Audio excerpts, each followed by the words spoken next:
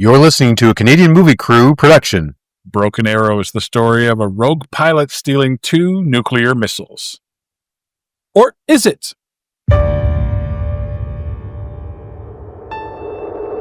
In this world, the story a movie gives you is the whole story.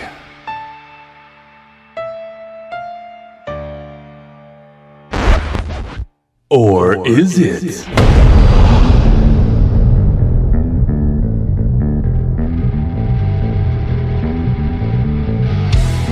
It's the Or Is It Movie Podcast.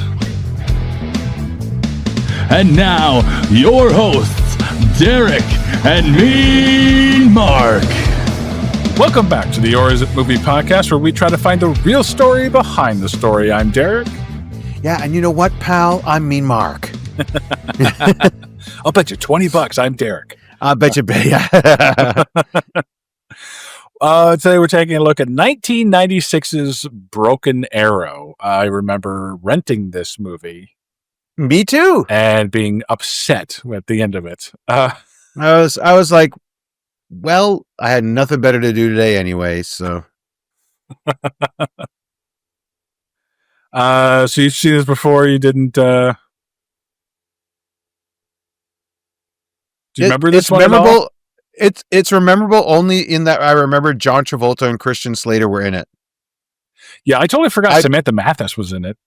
Me too. Yeah. Princess Peach. Let's welcome back. Let's get to this. So welcome to the show. Welcome to the show, Delroy Lindo, Frank Wally, and Kurtwood Smith from that 70s How is show. it taking so long for Red to get here? Welcome back, John Travolta, only from Face Off. Yeah, that's because I refuse to do that Battlefield Earth. No, I know, but come on. There should be other movies that John Travolta is in that we should be doing. I'm sure. Yeah, we could do. Stay tuned, dear listener. There might be a John Travolta month coming. Who knows? I'm thinking about Phenomenon. I'm thinking Michael. Although they were just boring. But anyway. Swordfish. Did we do Swordfish? We haven't done Swordfish. No, we could definitely do. Yeah, that's Halle Berry. Yeah, we could do Swordfish. Hugh Jackman, Halle Berry. Putting Swordfish on the list. Yeah, okay. Welcome back, Christian Slater from Alone in the Dark. Never did Alone in the Dark. That never got released. Oh, we did it, but right, technical. Oh, that was one of our technical difficulties. Yeah, but we can welcome him back from older brother, the Wizard. Right, the Wizard. Oh, I forgot he was the older brother in that. Samantha Mathis from Super Mario Brothers, of course, we've already mentioned. Yep. And Bob Gunto from Demolition Man. Well, this movie actually starts off. This is John Woo, by the way. Welcome back, John Woo from Face Off. Yeah. And it starts off pretty okay. Not a lot of craziness in the beginning because we're just doing a whole bunch of unless you have some notes. Well, sure. I love it in the movies when boxing is just keeping your hands down while the other guy gets to punch you in the face and make his point. Fair enough. It is, because no wonder Slater gets his ass beat. His defense is for shit. His hands are, he might as well have the thumbs tucked in the waist of his boxing shorts there and just sort of hanging out, waiting for Travolta to give him the old 1-2. Yeah. You know, I could beat you with one hand tied behind my back. He just puts them both down. And no, you can't. Yeah, his defense is worth shit. That's why he keeps getting scored on, and of course it's Slater though, so nothing happens to the moneymaker. Of course, he's like, no. I'm a little. Yeah, he just like fuck you. You know, I mean, the way he was wailing on you, your nose should be broken. Those cheeks should be all puffy. I love how your Christian Slater impression is only a turned down version of your Owen Wilson impression. Oh, ow! And mixed with, and it's like that with a little Nicholson, little early Nicholson in there, you know. Wait till they get a load of me, yeah. yeah, but you gotta kind of go a little more like Jack and be like, oh, really, pal? I bet you $20 says that I win. You know what I mean? Like it's, yeah. Give me your gun. Yeah. Yeah. We'll get to that We later. gotta go after the missiles. That guy's a bad guy. You know what I mean? Like, I did not expect that Mark would pull out a Christian Slater impression and that it would be pretty good. well, I Add it to at the the risk list. of sounding like I'm at the risk of sounding like I'm bragging, I'm kind of making it up as I go along. I didn't That's practice fine. it. I just listened. That's fine. I needed your feedback anyway. There's no way I could do it for myself and actually get any feedback. So I was like, well, I'm going to bust it out here and let's see what happens. You got I it. don't have. I need it. I want a good Travolta though, especially if we're going to do John Travolta month, which apparently I've just booked us for. John Travolta is more. Yeah, I don't know. I have to work on it. Well, it depends on what mood you get him in, eh? Because he's like, "Woo, I'm happy! Wow, we're wacky!" You know what I mean? Like, especially when it's him doing Nicolas Cage. We get exactly. Please do not fire. I got to work on that. Nuclear weapons. Yeah, please don't. There you go. Yeah, that's a lot closer. Yeah, absolutely.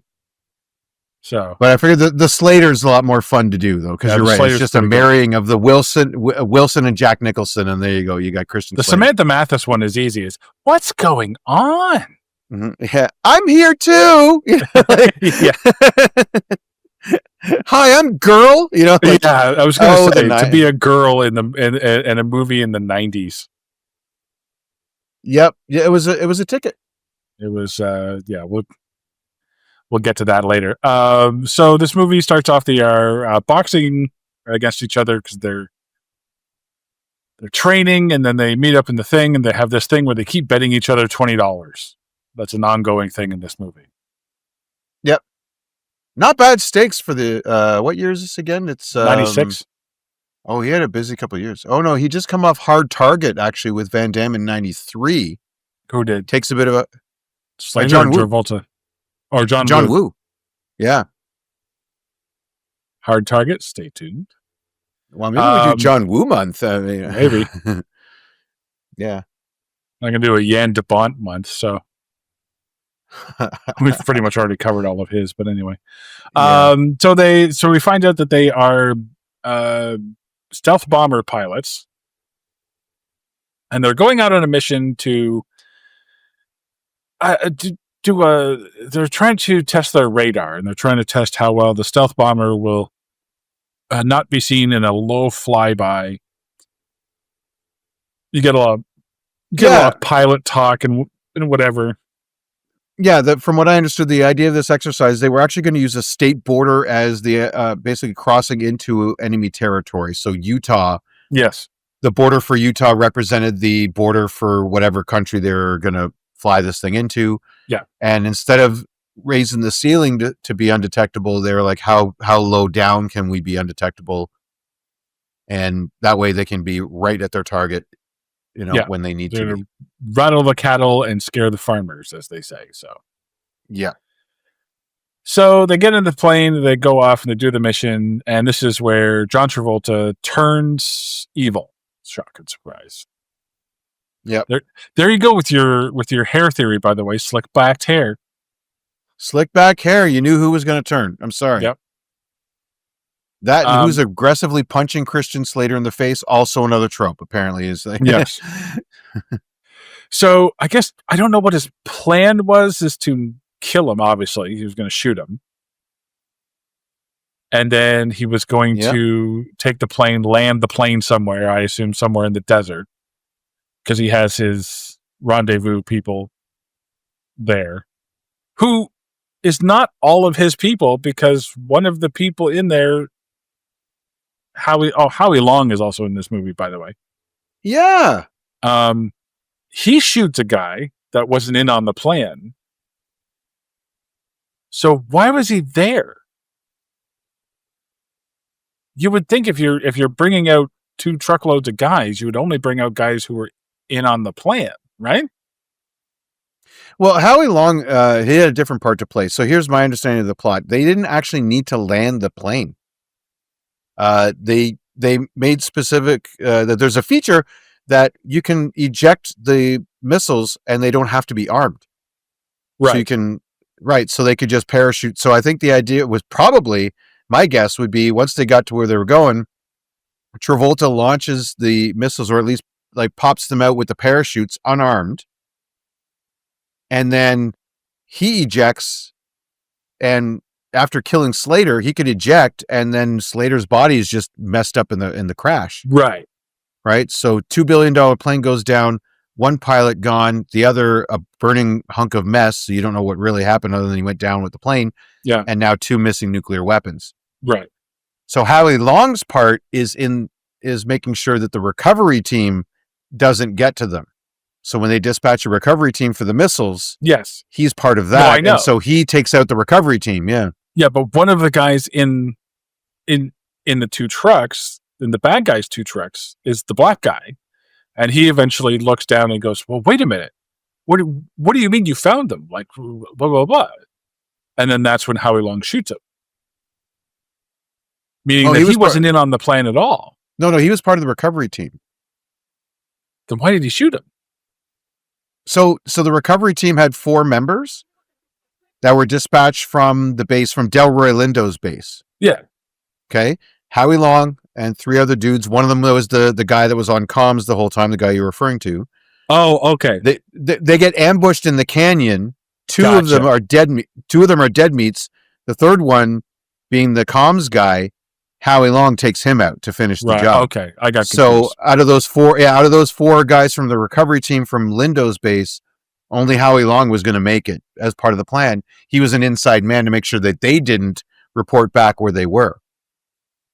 So if the team goes out and no one reports in, that just buys more time for them to get the missiles out, right, and to wherever they were going to hide them. Yeah, right. I have a note that that's a gamble. Crash the bomber and hope that the nuclear weapons don't blow up. But then I found out later that this they is had where, to be armed. Yeah. This Still, is where, yeah, exactly. So knocking them around probably doesn't help. Yeah, that whole thing would just make, and plus, not to mention, they're using Geiger counters to find these things. So that means the pilots are being exposed to radiation almost the entire time they're in the plane. If I understand there's like an iron curtain between them or something, or it's a low level that's not harmful. Yeah. Which I don't know. So I have a note here. Remember the days when missing nuclear warheads was cause for tension in a movie? Yeah. Yeah, I do. Remember when that was that was the worst thing in your life at that time, and it was in a movie? Remember when there's nothing else to worry about? Yep. I lived through Duck and Cover. I lived through, land of confusion. Remember back in the 90s when the only thing you worried about, you had to go to the movies to have something to worry about. You know what I mean? Yeah, I do. I lived a pretty simple life until I turned on the telly, or It's like, remember Face Off when? Oh, remember those days when white people were the terrorists? You know what I mean? Time. Do you remember when good times? Yeah. Remember when greed was really the only motivating factor, and it wasn't race driven at all? Yeah. Yeah. Remember when nuclear weapons were the big problem, and it wasn't a sky beam of some sort that's or a crashing economy, or a pandemic of sorts, a pandemic of real sorts, Yeah. But anyway, or fake, I have a note here. John, I think John Travolta thinks smoking makes him look a lot cooler than it actually does.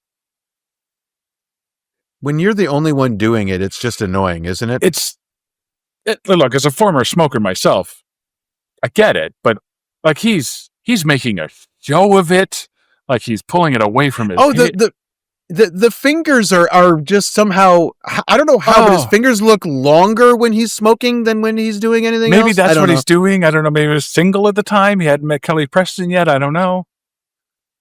He's making a show of the cigarette. He's puffing on it way too quickly. Like he's okay. I will take I'll take your word on that. You're You the know, expert. Yep. like there's a whole thing. He goes like before they go on the mission, they meet up with their commander, and the commander's like, have you been promoted past me? He's like, no. He's like, why are you smoking in my office? I'm like, I didn't even realize he had a cigarette on him. And neither does he, and I think that's the point. Yeah, okay, but then that conversation goes nowhere. He just puts it out with his hand because he's a tough guy. Oh, well, yippity shit. Yeah, but honestly, I kind of like that. I like the commander's like, oh, so you got a promotion? Did you? No, get that fucking thing out of my yeah. I'm gonna use that. Yeah, if one of my operators gets oh, you got a promotion past me? No, then all right, do the thing. Yeah. And this is where we meet Samantha Mathis, who is a park ranger. What is going on in the parks of Utah? Mormon country, Utah, that they need a night patrol for the desert in case something goes on. And I love the very loose definition of park. Yeah. To include fucking desert. An entire desert. Yeah. Or salt plain or whatever the fuck they are. I don't know. These mountain range. I think the definition of park there in Utah is just not somebody's house. Yeah, not city. Yeah. Yeah. Anything rural. Yeah, there's city, then there's park. Like yeah. So where's your house? Oh, 3 blocks from the park. It's So she meets up with Christan Slater. Well, we first see Bob Gunton there and his crew going into the desert. Yes. After we see first we see another park ranger who comes across some campers. Is it just me, by the way, or did you think that there was something weird going on in that tent? Like the guy stumbles out of the tent and he's like, oh man, oh sorry man, what's the fine on that fire there? I'm just going to put it out, but my lady was cold. She doesn't say a word. In fact, she could be a cardboard cutout in there. We don't know. A blow-up doll of some sort. And he's referring to that as like an actual person. Oh, my lady's cold. I got to put the fire on. And I'm like, this guy. I don't. So you're saying this guy's a blow-up doll? Is that what you're saying? Is that what I'm saying? No, I'm saying the girl is, or she wasn't allowed to exit the tent. If you know what I mean. Something weird was. I think there was something weird going on in that tent. I don't know. It creeped me out just the way that scene went down. So, okay. But that doesn't last for long because this park ranger's crooked and just, what was his job? He's like, okay, I'm going to go and pretend to be a park ranger in case there's anyone in the desert across 1,000 miles that I have to cover. How long has he been pretending to be a park ranger? Like 4 months, 4 weeks? He's only there for the night, right? Because he has to watch out. And it doesn't even do his job because he finds the campers. Yeah. But then we find out later that this crazy woman who's always calling in reported the trucks. Yeah. So they didn't find the crazy woman. No, that's true. They never find this anonymous caller. No, they know who she is. I'm just saying he had to comb the desert. I can't imagine you could do that in one night. This place is huge. Yeah, well, you saw Spaceballs, so that takes a while. No, I know they don't have that kind of tech. They can't go at ludicrous speed. Anyway, it caught me as funny that they like this desert. Apparently, there's so much going on. They even need patrols at night. Yes. And by the way, you can't have a fire in the desert. What, are you afraid a cactus is going to catch on fire? Yeah, that was weird to me too. Okay, it's out in the middle of nowhere. They barely found wood to burn. It's a desert. Like it's if they were in a forest, okay. Yeah, why is having a fire in the desert a problem? What are you going to burn down? The sand? Turn it? Yeah. Oh no! The entire desert into glass? Is that what's going to happen? Yeah. Raging desert fire last week in Utah. I was saying, imagine sending your park rangers into the field with a radio that only sometimes works.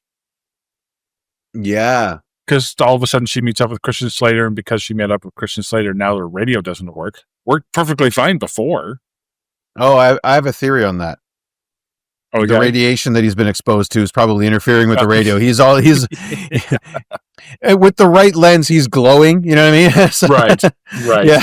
So is Travolta, but But he looks good when I do it. yeah. He lights a cigarette with his own thumb. Just flick. Yeah, just flicks his own thumb. Yeah. So anyway, so this is where the recovery team starts attacking Christian Slater with the helicopter. Oh no, we're a ways away from that. Okay. Yeah, because all of that, like the Samantha Mathis, we don't really see her until after the crash, right? So we see.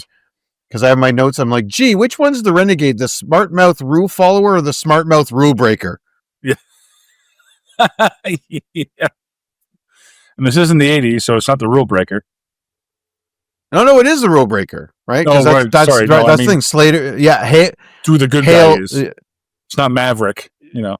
The renegade is the smart mouth rule breaker, not the smart. It's the 90s, so they're both smart mouth. I'm just saying that one's a rule breaker, one's not. So they still. That's that 80s hangover. The guy who breaks the rules is going to keep breaking them, right?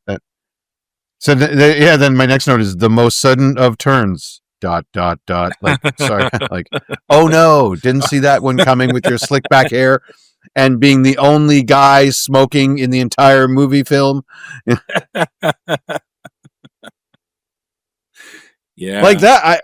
I forgot about that movie trope. That I thought we had left that in the 80s where only the bad guys smoked. That's true. That was a thing. Yeah. You never see Van Damme kick a guy in the face and that was a good kick. You know what I mean? And light up a ciggy I love doing the splits. Like that's my cigarette noise for the podcast, by the way. It's like you're lighting it with a flamethrower. And you can't do this. A ciggy. Yeah. Yeah. Well, my parents smoke. My little sister smoke. My parents smoke. My little sister smoked. You guys smoked. My friends smoked. Apparently, we lit them with torches.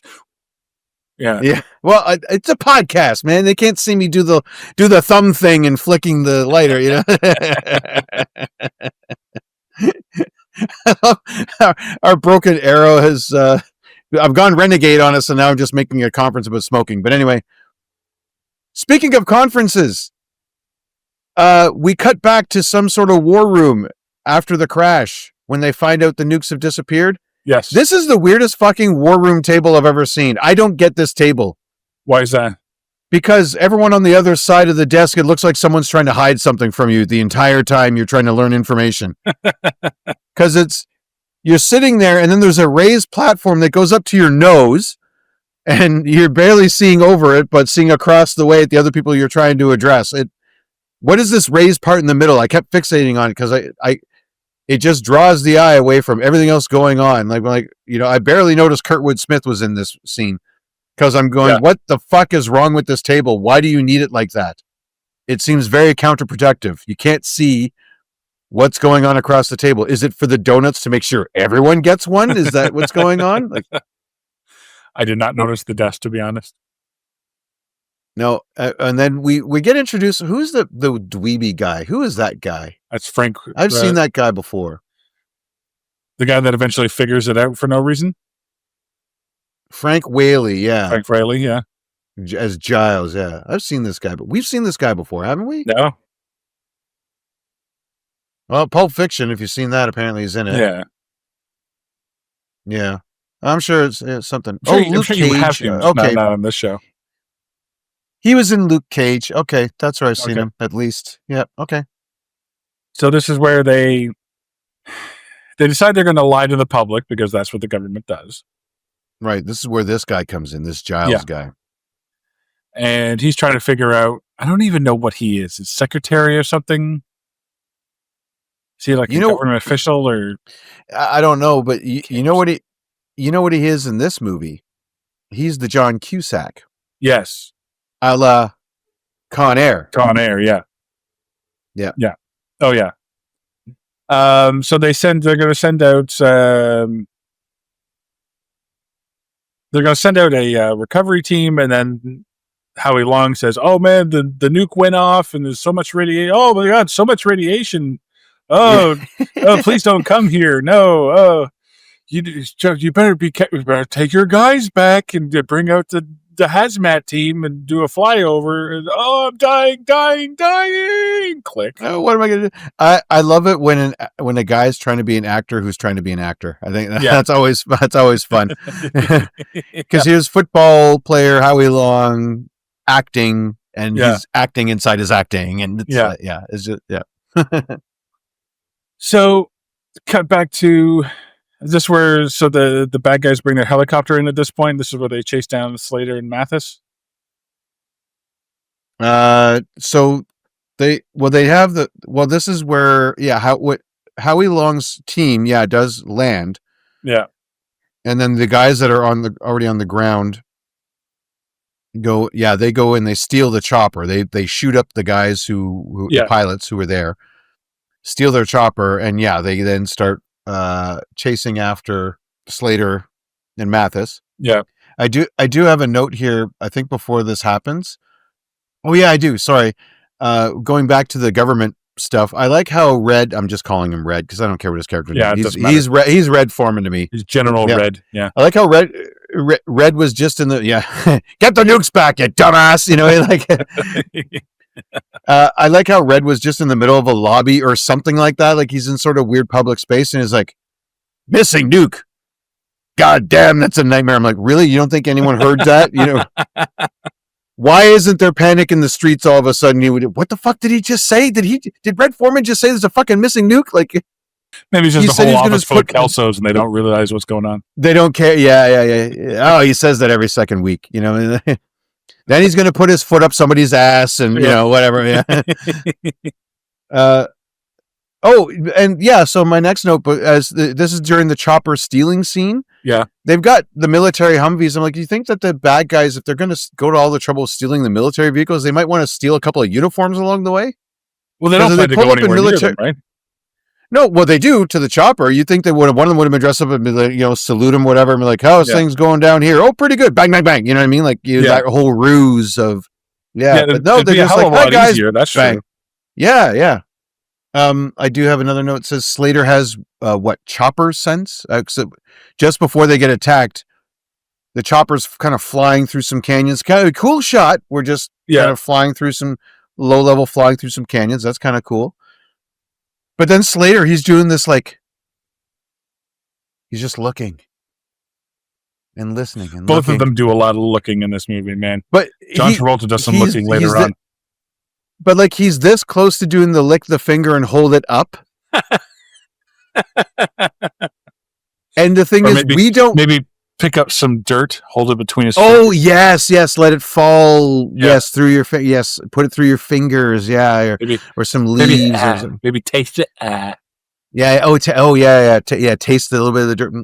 Yeah, but we don't hear anything. But somehow he does. Yeah.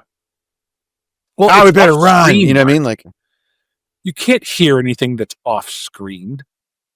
True, but he can. Yeah, I guess that's what makes him the hero. I guess he's the hero, right? Yeah. So, yeah. I love it when he turns to Samantha Mathis and he says, "Give me your gun," and she just hands it over. Like, yes, sir, Mr. Army guy who I've barely met, known under suspicious circumstances, and refused to tell me why he's here, and is now the reason a helicopter is shooting at me. Here's my gun. Hand it over. I also, you know what I like about their meet cute? Their meet cute kind of plays out what I'm sure every criminal wants to have happen. I'm not talking about Mr. and Mrs. Smith's thing. Right, but at the end of it, I bet almost every criminal said, "Well, if I just best the cop, then we can just be buddies." Yeah. You know what I mean? Like, at the end of Heat, they get into a fight and then they're just like, they go for coffee, Yeah. Like now we're working together for some reason. Man, I hope we get a chick cop and then we can fight and then we can fall in love when I get fucking laid. Yeah, right. Yeah, exactly. I really should hit her, but I want to fuck her, Yeah. Like, yeah.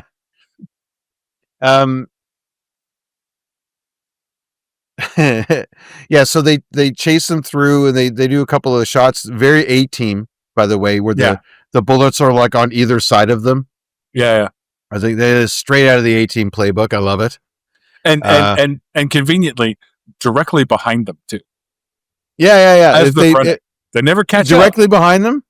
Yeah. No, exactly. Even though if that's happening and you move slightly to the left or right, you will impale them both with a hail of bullets. But no, we're not going to do it. We got to fly in our direct straight line. Yeah. You know? Yeah. Yep. But then they figure out a way to use the canyons to best the helicopter. Yeah. Well, they shoot the helicopter down, don't they?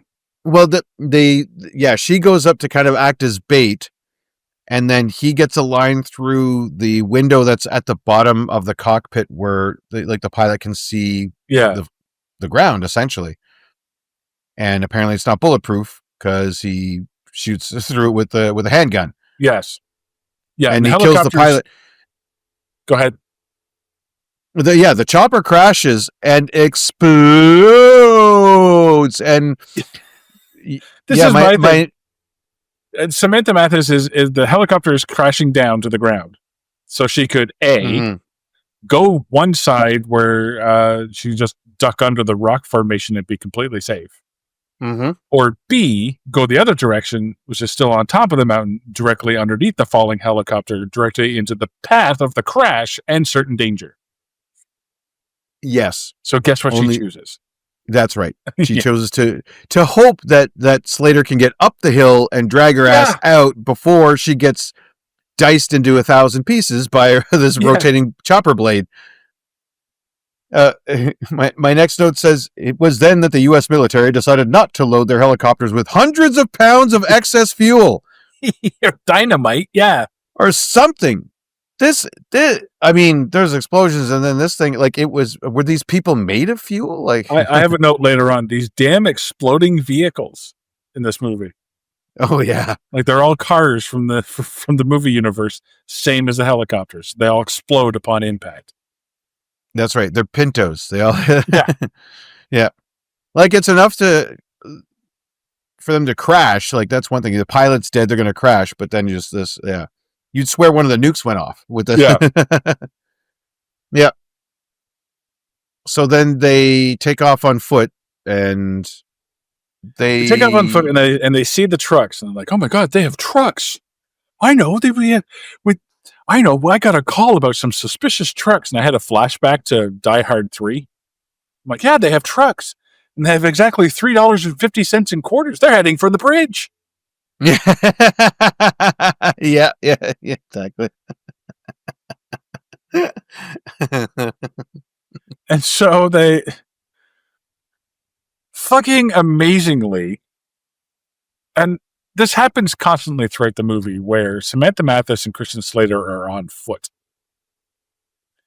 and somehow beat the villains who are in cars to a destination.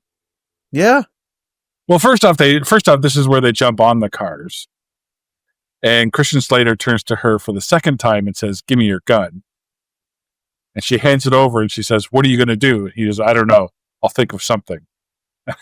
I wrote down in Samantha Mathis's head, it's confidence installing 0%, 1%, 2%, 2%, 2%, 3%, 2%. Yeah. Yeah.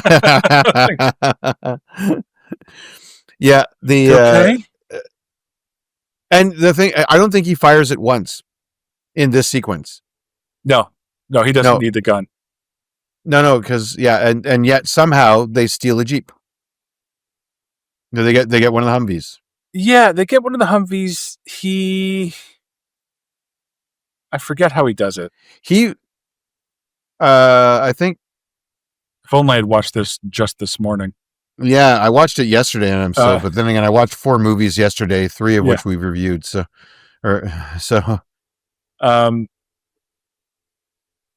So he I think he commandeers he kicks the guy out. He knows, he figures out from a distance which one has the nuclear weapon because it only has one driver. They're trying to lighten the load.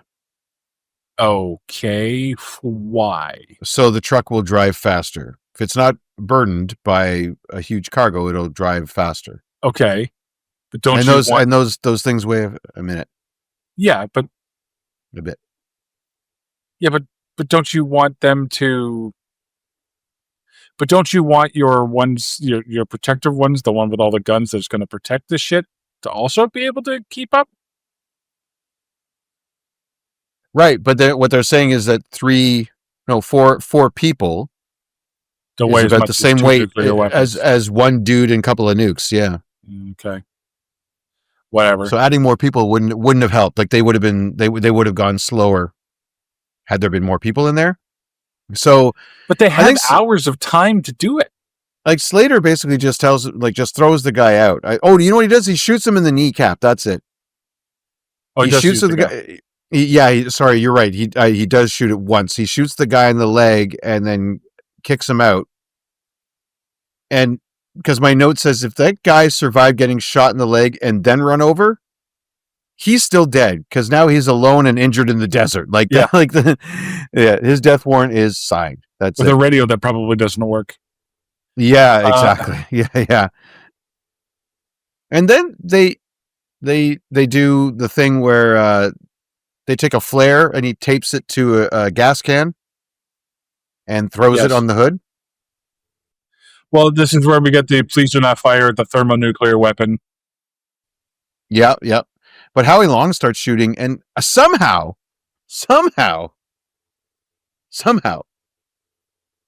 shooting from behind the Humvee. Apparently, there's quite the weakness in these military vehicles that I don't think they should have shown on screen. Because it's possible for an opponent from behind to shoot at your vehicle and somehow it actually makes a hole in the bottom of your gas tank. The bottom of the gas tank. Yeah. I guess. So that means so Howie Long, large guy, rather tall, from up above the steering wheel, bang, bang, bang, the bullet travels, ducks, goes under the vehicle, makes a 90-degree turn, and pops straight up into the gas tank, causing a leak. That's a magic bullet. That is a magic bullet.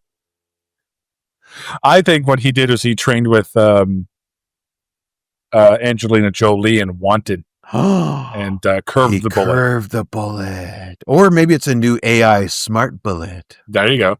Yeah. From 1996. Anyway. I noticed that the two Jeeps, there's two Jeeps, only one of them has a cover in the back. Yeah. That's not the one with the thermonuclear weapons.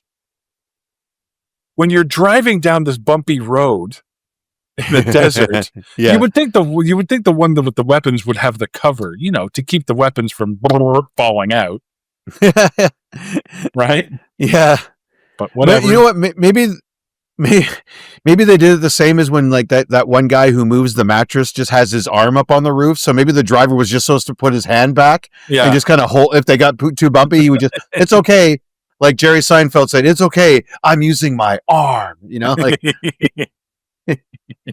Yeah. So they blow up John Travolta's car and they get away and they drive to a mine shaft.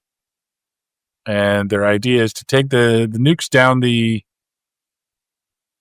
well, no, first they're hiding out in the mine shaft and they're going to disarm them. So John Travolta calls and he answers the phone. Yeah. I'm like, don't pick up the phone until you've disarmed the nukes. What are you doing? Why? Yeah, really? Why do you need someone taunting you? I guess you want to taunt them back. Again, smart mouth hero or smart mouth villain, Yeah. Yep. But as it turns out, it's the classic plot twist because now in order to disarm the nuke, he was supposed to enter the wrong code 3 times. But John Travolta already thought of that. Maybe he was smoking a smart cigarette at that point. The brilliant idea. Yeah, he's somehow a nuclear technician or whatever I don't even know what the degree would be to make this kind of weapon. Well, he said he swapped out because normally the computer board, the motherboard, would melt, and that would cause the nuke to be fully disabled. Yep. He swapped it out for a non-melting smart board, so that if you put the wrong code in 3 times, it sets the nuke. So you don't need a Why? code? But why would that be an option? Why? How does he know that would happen? And why would that? It's like setting the doll's thing to evil. Yeah. Why is that a possibility? Why would you make a circuit board that if you put it into a nuclear weapon, if you entered the wrong code 3 times, it would arm the nuke? Yeah, it's like turning or he built one. So how does he know how to fucking build one if he's that smart? What the hell is he doing? Say that. He actually said, "I replaced it with this. I replaced it with another one of the boards." So, so he went to tons of boards. He went to Radio Shack, I guess. Yeah, it's the 90s, I'm sorry, but maybe it's me. Check my math on this, Mark. But maybe, just maybe, nuclear weapons should only have a very specific way of being armed. If at all. Like, there should be no back door to arming a nuclear weapon. Yeah. You shouldn't be able to, oops, I armed it. You know what I mean? This isn't Crunch Berries. You can't make a mistake and be successful. You have to be very careful with a nuclear weapon. Okay? Yes. That's me. Maybe that's me. No, that's not just you. You know what this movie was missing? Evil engineer. Yes. The guy that they needed evil engineer to be the guy who can build this shit. Yeah. Right? Yeah, he's got a gadget or something. Yeah. I've got friends in low places. He knows some black market arms dealer, blah, blah, blah. You know what I mean? Or whatever. Or maybe the buddy financing it paid for it. You know what I mean? Yeah. He just got it off the black market or some weird shit like that. Which is also really confusing later on because John Travolta then all of a sudden comes out with a fucking remote. With an arm and cancel button. Yeah. Yeah. And she shows it to Christian Slater later on and says, look, if I press this button, it arms it. If I hit this one, it cancels it. And luckily, they're labeled appropriately. Yes. Where did you... And I'm sorry. John Travolta has planned this heist. Are you not missing a remote somewhere? Is there not someone doing inventory? I think this is where evil engineer comes in. Like someone's building this shit for them. Yeah. It's got to, because another guy comes later and says, well, we're just going to hook up this satellite so that way you can do anywhere in the world. Yeah. You could be in Boca Raton, click, boom. Like, I love too how setting up a satellite is just click. It's plug and play. Yeah, exactly. All nuclear weapons come with this particular plug and play ability. So apparently there's another end to that cable to just plugs into the nuke where it can remote command port. Click. Yeah. You imagine like, oh shit, I didn't ever bring enough cable. I need a splitter. I need an extension cord. Yeah. So they decide that they're going to put the nukes. Now that the one nuke is armed, they're going to take both nukes, put it in the mine. And so when the first one goes off, the second one will go off, and they'll be buried under rock. Yeah, or at least destroy the second one. Right? Or at least destroy the second one. Located between the Hall of Justice and the Brady Bunch House is the worldwide headquarters of the 70s versus the 80s podcast, where they tackle such controversial subjects as... If you spill Zima on your Zubas, does it even leave a stain? Which Cher husband had the better Love Boat appearance? What these guys say may shock you. In your high school yearbook, does your hair even fit in the photo frame? So, Brian, where can you play this podcast? It's on his phone, Mike. Okay, so blast this sucker on your flip phone. No, doesn't work that way. Listen to the 70s versus the 80s podcast, God willing. So they take both nukes down in the elevator. My first note was don't go down with the elevator. Don't go down with the nukes. What are you doing? Yeah. You have 30 minutes. Look how long that fucking elevator is taking. Yeah. So send it down and cut the cord so that he can't bring the elevator back up. Because Travolta's on his way over. Magically, he knows where he is. Well, that's where they were headed. Was that where they're headed? Okay. Oh yeah, don't forget about the whole thing where in the Humvee with and this is some wild planning. In the Humvee where they're carrying the nukes is a badge for St. Joseph's Hospital or something, whatever. Oh, that's right. In Salt Lake City, radiology department. So Travolta thought so far ahead, not only is he able to somehow magically have a device that's going to set off a nuke if you enter the code wrong. So in which case, why do you need a code? If entering the code 3 times wrong or entering it right sets off the nuke, why isn't there just a big red button? Yeah. That starts a 30-minute timer. Yeah. Right? And you clearly don't have a whole lot of confidence in your plan because now there's 2 backups plans to this. So not only did that, but he also planned on Christan Slater showing up in the right Humvee to find the badge that says he's going to go to Salt Lake City? Yes. Because we'll find out later, they're not going to Salt Lake City. He's actually going to Denver. They're going the other way. Right. They're going east instead of west. Because... So what? So he left the badge to the radiology department in Salt Lake City in there as a decoy? As a false clue.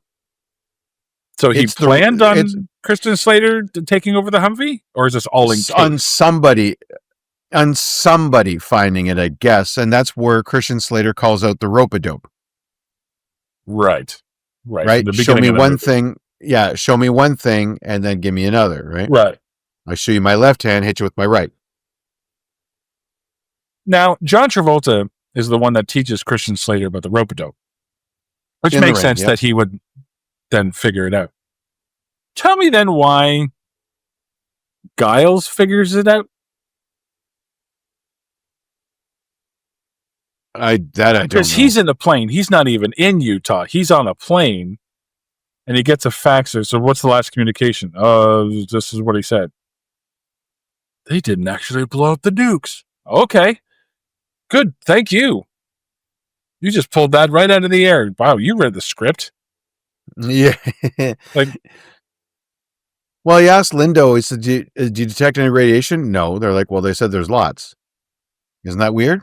I mean, Lindo's response. He's like, maybe there wasn't as much as we thought. It's like, Delroy Lindo, are you in on this? Like, yeah, really, yeah. Yeah, really. Like, oh, no, don't look over here. But then they go back down to the mine, and we see that Christan Slater and Samantha Mathis have loaded one of the nukes, the loaded nuke, into the mine cart. Mm-hmm. And they start pushing the mine cart. I'm like, you're not putting both of them in the same cart? There's enough room. I had the same thought. The whole idea was to blow them up together, right? Yeah. Why? Why aren't you putting them both in the cart, pushing that cart as hard as you can, and run? Get up the fucking elevator. Get up the fucking elevator, smash the switch. Or whatever you got to do. I don't want to remind you, but on the nuke, there's a ticking clock. Yeah. And it's a literal ticking clock weapon. Yeah. You're going to need some space between you and this thing before it goes off. Isn't it like 25 kilometers or something like that? Like it's something like that to even consider being if it's underground. It's like a 10-minute drive down the highway. Yeah. And by the way, your car doesn't have gas. Yeah. So you're on foot. Yeah. Like, you don't want to be wasting time in case, I don't know, the bad guy shows up and takes the nukes back. Yeah. Oh, wait. Honestly, does that happen? Yes. Yes, it does.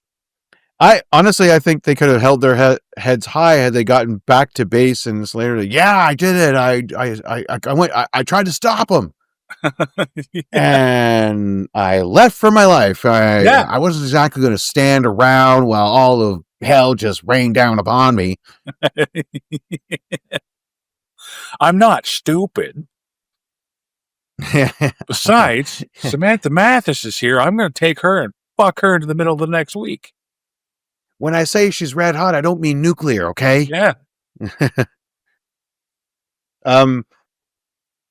My one thing too, that to your point about what you're saying about what's his name, Giles figuring it out. Yeah. He figures out somehow that it's Deacon and not Hale, even though Deacon, who made the last report from, according to them, a trusted source. Right? Yes. Both pilots were trustworthy. That's why they got the gig. Yep. Regardless of what happens after. One of the two reports in says the other one went rogue. Why do you not believe him? He says Hale lost it. I'm ejecting. Yes. So he's trying to frame Hale now for the nukes going missing. Yeah. And he says, well, what if that means that Hale lost the nukes? It's like, well, okay. Well, what if it means what if it doesn't mean that? Why are you basing your entire retaliatory strategy on what if? Yeah. And there's some dropped line that went really quickly where they're like, no, it was Deacon. Intelligence confirmed it was. How? They read the script. They're in the desert. Everyone who's gone out there hasn't come home. Radios don't work. There's, you know what I mean? Like there's very, like, you have no new information other than this last report and the fact there's no radiation. Where Howie Long was the last guy to call in, and he mentioned nothing about these two. Yeah. Like, it's not like he was like, oh, I'm dying, by the way, Deacon didn't, and Hale is innocent. Oh, you know, like.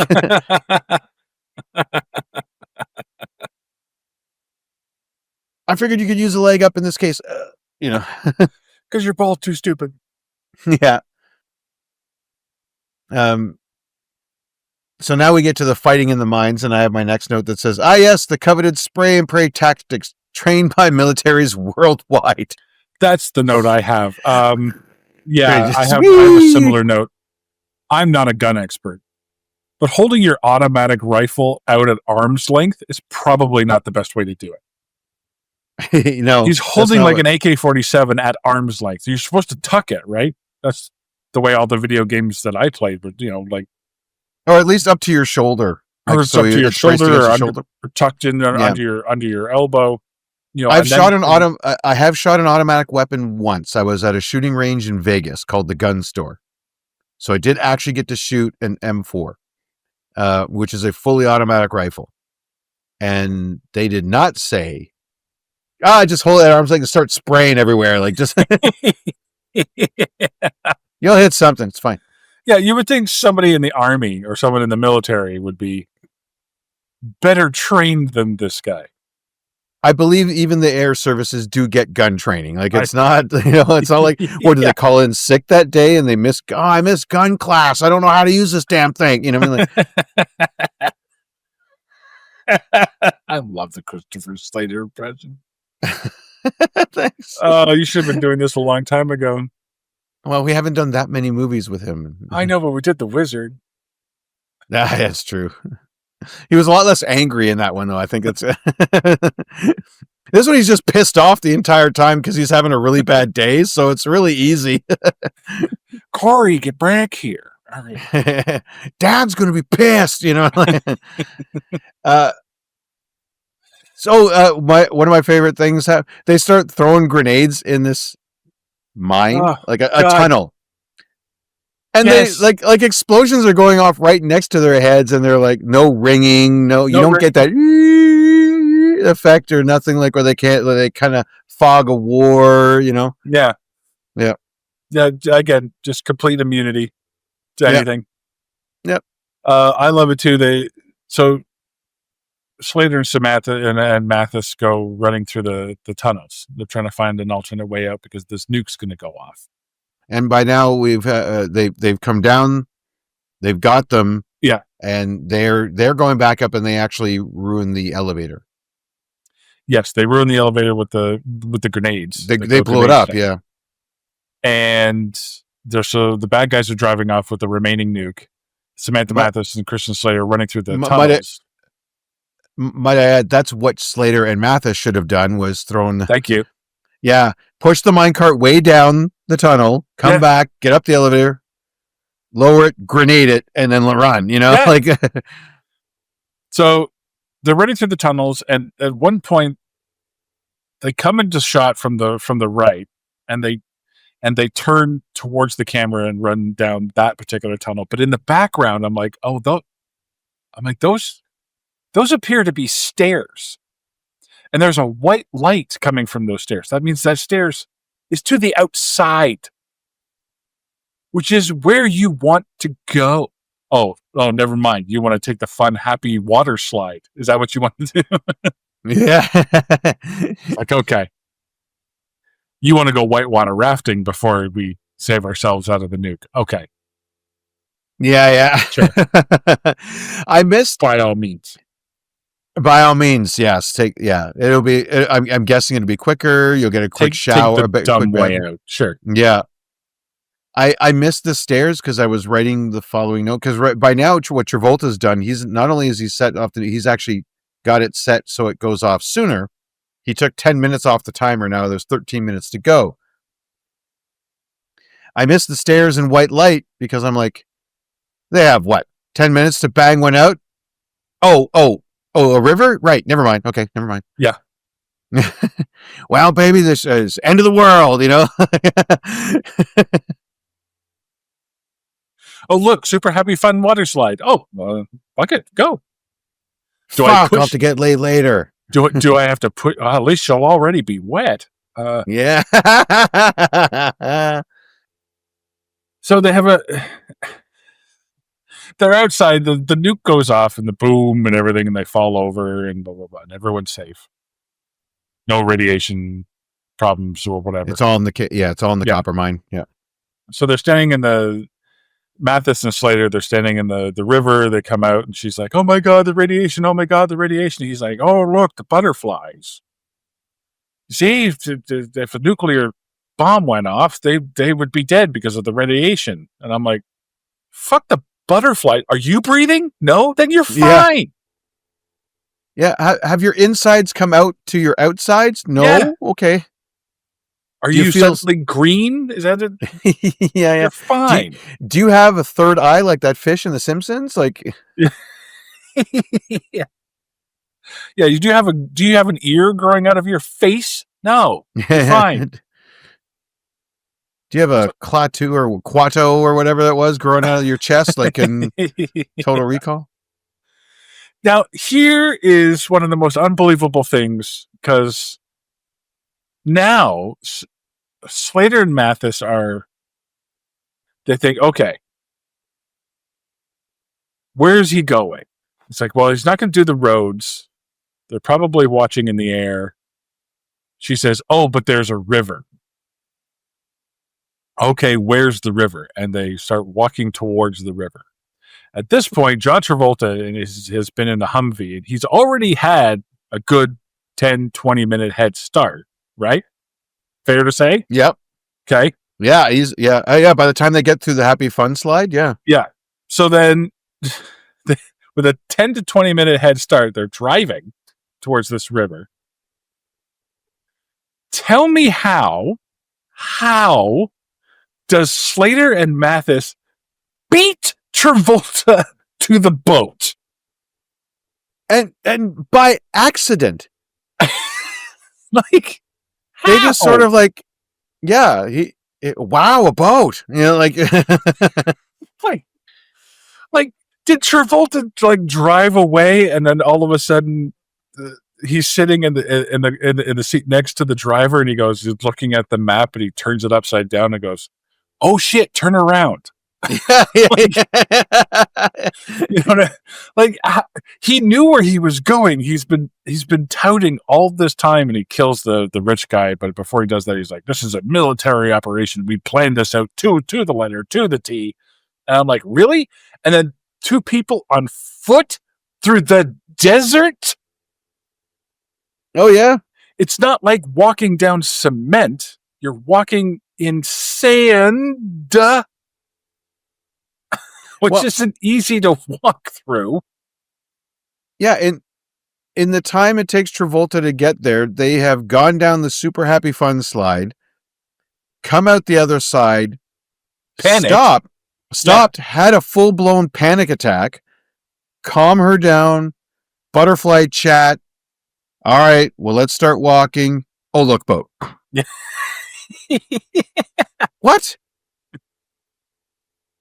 How big is this mine that How big is this water slide? Yeah. This water slide? Yeah, exactly. They 40 miles in 3 seconds, or whatever. Was there a sign at the beginning of the water slide that said "water slide to villain boat"? Is that what it was? yeah, exactly. Wow. I was like, okay. We are not responsible for lost participants after this ride. And so they both get in the boat because, for whatever reason, Travolta pulls up to the boat and then they all walk away. Oh no! This is where I have my my next note says Deacon has hail sense now. He's like, Yeah. he does the thing where he looks around and he picks up the sand and he tongue in the wind and yeah, exactly. All that, licks the lamppost. I don't know. Anyway, and he figures out that hail is there. And then but it's no sooner as it's, oh, we're gonna sink the boat. No, we're gonna steal it. Get on the boat. Like it just instantly. Yeah. And of course, she does the thing that works in every movie that never works in real life, where she hides under the tarp. Oh yes. She hides under the tarp. He stays behind. Yeah, he goes underwater. Yeah. Yeah. So now she's, and then I guess they take the boat and then they take a boat to a train. As you do. Why? You're on a boat. Yeah, but the train's going to Denver. Okay. But if a boat leaves going west at 30 miles an hour and then it runs into a train crossing somehow, which is going east at what appears to be 20 miles an hour at best. Near water too, by the way. Yeah, exactly. Because that's what you do when you build a train track, is you build it near water. Yeah. Well, in case the train gets thirsty, you have to be able to stop and take it. So this one train that has a nuke holder, and only one, by the way, which is convenient. Is it? Okay. Or was this or was it planned? Is it all part of the plan, which Travolta tells you? He says, I was going to do that anyway because no one in Washington would believe that I would pull the trigger. That's right. So he actually, his whole plan, so far, Slater and Mathis have not thwarted Travolta's plan. Anything to do with his plan. All they've done is change the timeline. Travolta sent a video package to make his threats. Here's how much money I have. And as part of his plan, he was going to blow up that mine using the nuke so that they would get the message that, yes, I have 2 of them and I'm willing to set one off to show you I'm willing to use it. Right. So when it came time, hey, boss, you want me to put 2 of these things in here to hold the rockets? No, it's okay. And Travolta lights up and I love how the goon is now from a Looney Tunes cartoon. Yeah, exactly. Yeah, and he's a union guy. Shut up. Yeah. And of course, Travolta would light a cigarette and say, "No, woo, we're gonna only have one." And like, woo wee, I'm good looking. All right, woo, yeehaw. Yeah. I'm the one that I want. Yeah. So finally, the rest of the movie catches up with the plan that they're going to go west instead of east, and they're going to hit Denver instead of Utah or Salt Lake. Salt Lake was a ruse, a red herring. And they cut back to the war room, and they talk about the casualties for Denver. Yes. Right. How many after this many minutes or days or whatever, right? Yeah. Yeah. And Here's my note. Nothing like working your ass off, going through basic training, all those sweat and tears, the late nights, early mornings, wanting to serve your country. And apparently the best use of your skills is to be the doomsday stats guy. Like that, this guy has one job. This poor bastard has one job, and that's just to calculate how many people are going to eat it if the nuke goes off. That's his whole career, apparently, because they have that guy ready to go. To be honest, he comes out, he says, it's this many in the first hour, this many in the second hour, and then 10% every hour thereafter. It's like, well, you kind of just fucked it. You'd like you kind of just said fuck it and went, call it 10% an hour. And 10% of what? Like, well, 10% of the population that's left. You know, Yes, like yeah. it's so that number is getting lower every time. Well, the survival rate, yeah, is getting lower. Yeah. Yeah. So Ugh. 10% of 100, then 10% of 90, then 10% of, Yeah. you know what I mean? And so down to 50% really, apparently, is just going to. I don't like that Delroy got it. I wanted him to live. And fuck you, movie, for killing Delroy Lindo in a helicopter crash. She didn't even go out fighting. So, again, there's a helicopter on the train. We had another helicopter early in the movie tracing down Slater and Mathis. We had another helicopter flying in for the hazmat With the team. Nest. Yeah. There's now a helicopter on the train, and now there's a helicopter coming in with Christan Slater to drop him off at the train. Yeah, this is the one Delroy Lindo's on. Yeah. First off, why are there not 7 helicopters with fucking army guys? No, you're just sending Christan Slater and Delroy Lindo. Yeah, why aren't there all of the helicopters Thank with you. all of the army guys? Like, Thank you. yeah, we know he's not headed for the base. Let's empty the base. Yeah. You there, doomsday stats guy, get a gun. We're going, you know? You remember basic? Put down the calculator. It's time for action. And why don't these helicopters have chain guns? Yeah.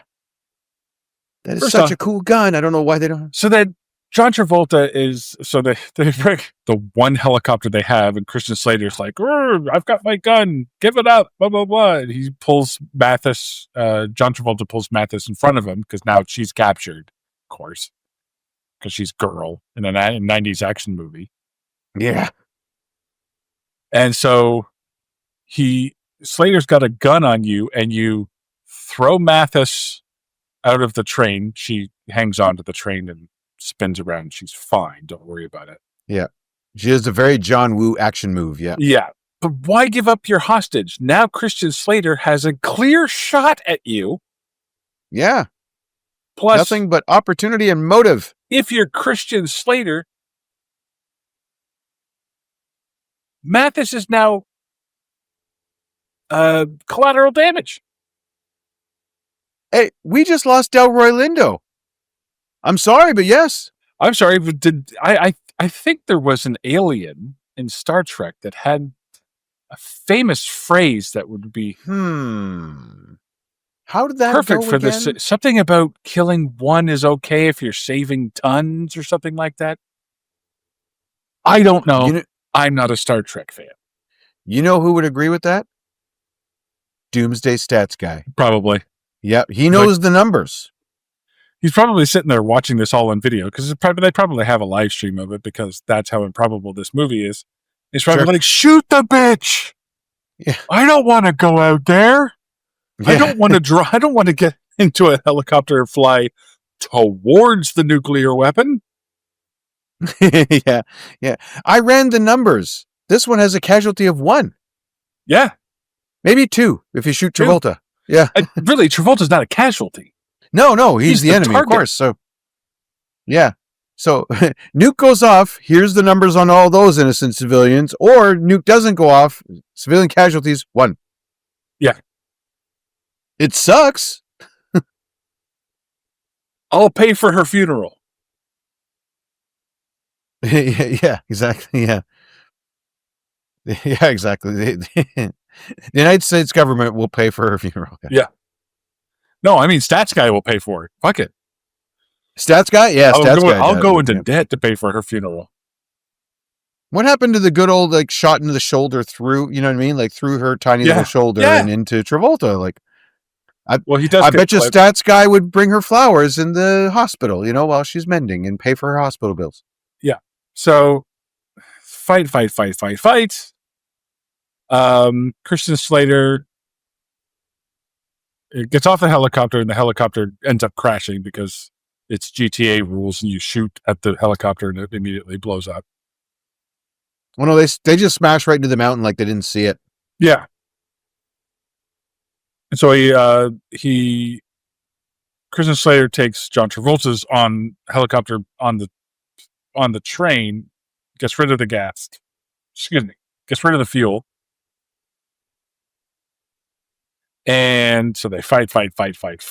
He arms the Duke. They're running towards the bad guys are running towards the helicopter. They start it. It blows up. And I'm like, Of course. Great. Now neither one of us has a helicopter. Stupid. Yeah. And he set the nuke for 30 minutes. Why? What was the plan? Oh, I'm sure that's To get away, I guess. He already calculated, woo-wee, if a train's going 20 miles an hour towards Denver and it has a nuclear bomb on it, how many cigarettes can I have? He's just gonna power walk his way away from the train. Is that what he's gonna do? Yeah. Well, I mean, that's the thing. It's on a track, so theoretically they could just jump off. Well, I was waiting for that to happen, but that never does. Instead, he pushes another guy, or one of the villains, I think it was Howie Long, maybe, pushes another guy off, and he goes, "This is where you get off." And I'm like,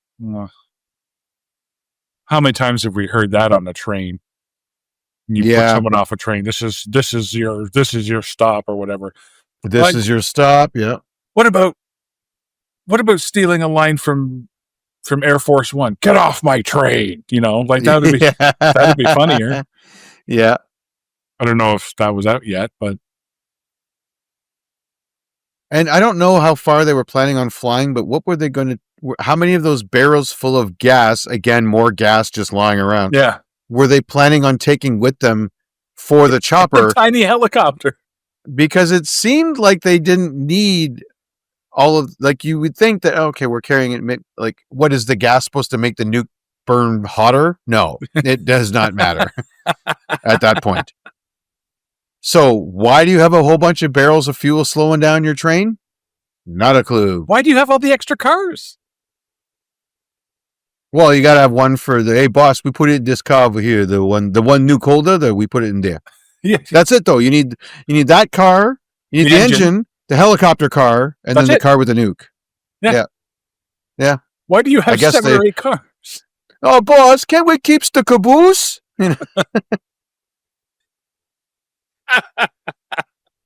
Your voice work on this show is fantastic, Mark, I gotta say. You can't have a train without a caboose.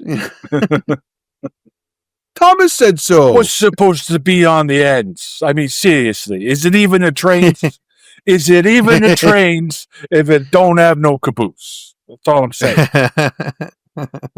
Can we even call it a trains? I don't know. What is this? The F train to Coney Islands? Holy moly! Yeah. Listen to me. In 1963, I promised my mother I'd never get on a train if it didn't have a caboose.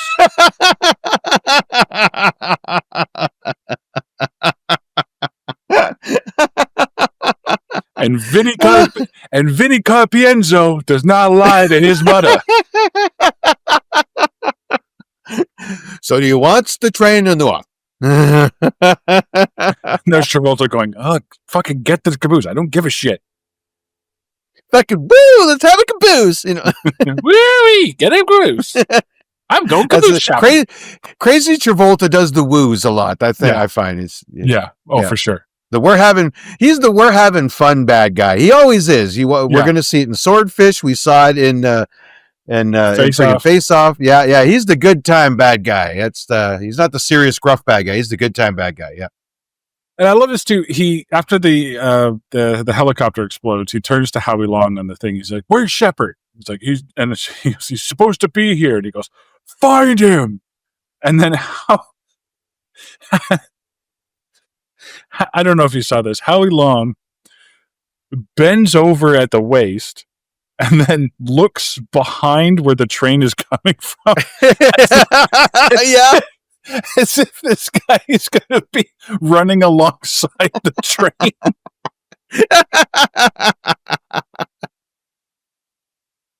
Whoa, Yeah. which way did he go? I don't know. Well, he's not beside the caboose. I don't know where he could be. I must have missed a good 5 minutes of the movie because I was laughing so hard after I saw that. God, that was well. dumb. All you missed is a rematch to the boxing match, Oh yeah, which basically just turns a little dirtier, and that's it. So that's fine. Whatever. there was throughout this entire movie, there was a few apparent, definitely not Christian Slater or definitely not John Travolta. For sure. Yeah. Yeah. Like mostly in the like scene. I'm almost certain that Slater's stunt double had like at least 2 to 3 inches on him. Yeah. Yeah. Probably just had similar colored hair, you know. I just grabbed his wig from Alone in the Dark. Yeah. And this is so where I do. Go ahead. Yeah, I do like the ending. Or like how the action sequence ends, because it's punchy, which is fine. Because again, Slater's defense sucks, so he takes a lot of shots to the face. And then was it Samantha Mathis, because they had to give her something to do? She is now fighting the train conductor. Kinda. Yeah, she just basically ducks and covers behind barrels of gasoline, because that's always going to protect you. Yeah. And if you want a hiding spot, that's anyway, the place to go. Yeah. So she has decoupled the train, but then somehow they engage the brakes. I think when Buddy dies, when the train conductor dies, like So the train comes to a halt suddenly, and then so does the cars that she had already uncoupled, because they're still going at full tilt. They hit, and of course the nuke fires like a missile, and Yes. Travolta, instead of ducking, stands up to meet it when he was well below it. He could have just laid down and lived. Like he's Homer Simpson on tour with the Smashing Pumpkins. He Yes. takes it in the stomach. Great reference. Yeah. Like, just like that. And then into the burning. Like, where was Arnold helicopter Schwarzenegger where was Arnold Schwarzenegger when you needed him to say, "You're fired"?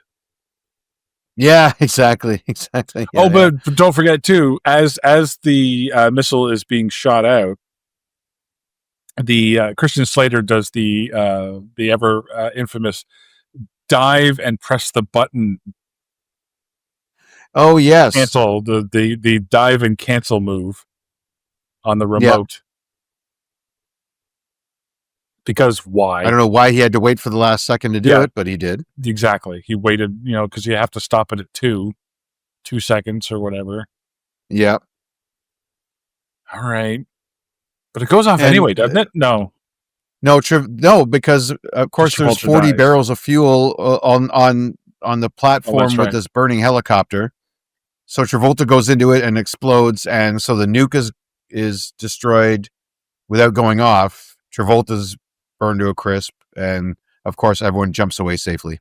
Yes. It's like, oh no, my hair! Like, it's about as much as damage as he has. Yeah. All right, I fixed it. Yeah, and then he and Samantha Mathis get together at the end, and that's pretty much the end, right?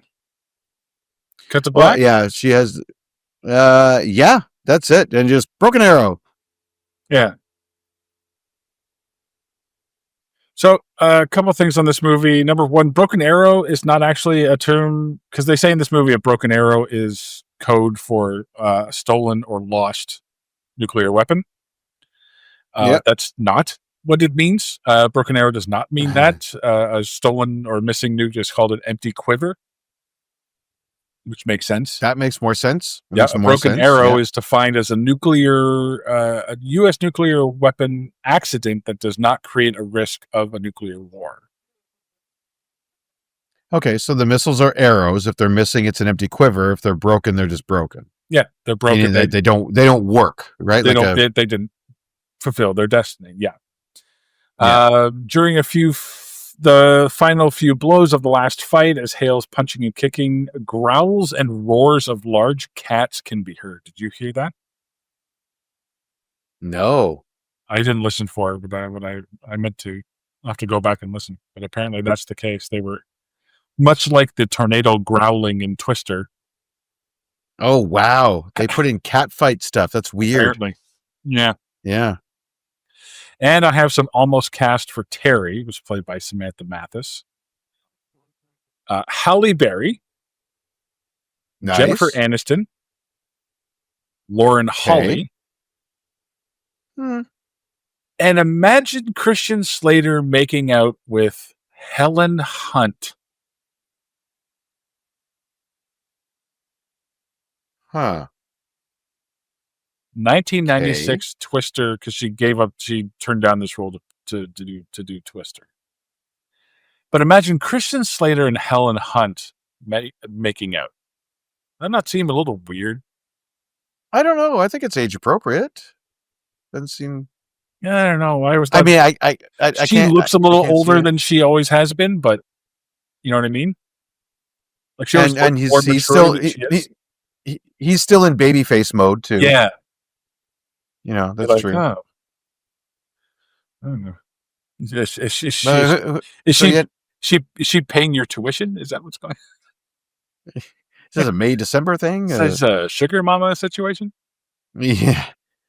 How long has she been a park ranger? Anyway, yeah. So sorry, Halle Berry, Jennifer Aniston, and sorry, the last one. Lauren Holly. I feel like Samantha Mathis does get the roles that Lauren Holly turns down somehow. Yeah. And also at this point in time, Christian Slater and Samantha Mathis had previously dated and had broken up. Oh, yeah. Well, I guess pulling this off, they showed they're professionals. I guess. Yeah. I guess. Yeah. All right, Mark. Well, it's that time we try to find the real story behind the story. What have you got? Or is it proof that the Army should really just focus a lot more on boxing than anything else? Okay. Because not only is it good for your physicality, but also for your strategy. Okay. Or is it the idea of someone who said, you know what Top Gun really needs? More smarm.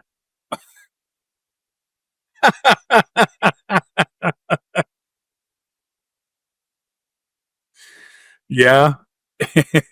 I had that one written before the title card was done. Just based on the cast list? Based on these two as the leads? Oh, yeah. And they did not disappoint. I have 5. This might be a record for me. Or is it proof that John Woo hates helicopters? Yeah. Because every single one of them blow up. That's true. No, none of them survive. It's either that or he hates the budget for this movie. Or is it, I'll bet $20 this or is it isn't the best one? Ah, nice. Yeah, meta. Or is it John Woo's version of planes, trains, and automobiles, trucks, planes, and helicopters? Since we're just using every form of vehicle in this thing. Yeah. Or is it where's Superman with his giant space net when you really need it? Right? There you go. That would have fixed this movie up pretty well. Or is it to John Woo, thanks for everything, Julie...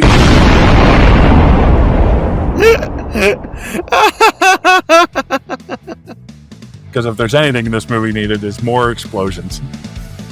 Yes. So that's going to do it for Broken Arrow. I'm Derek. I mean Mark.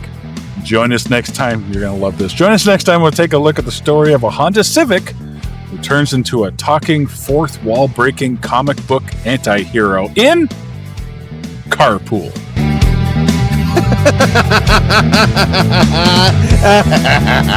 I love it. I would watch the shit out of that.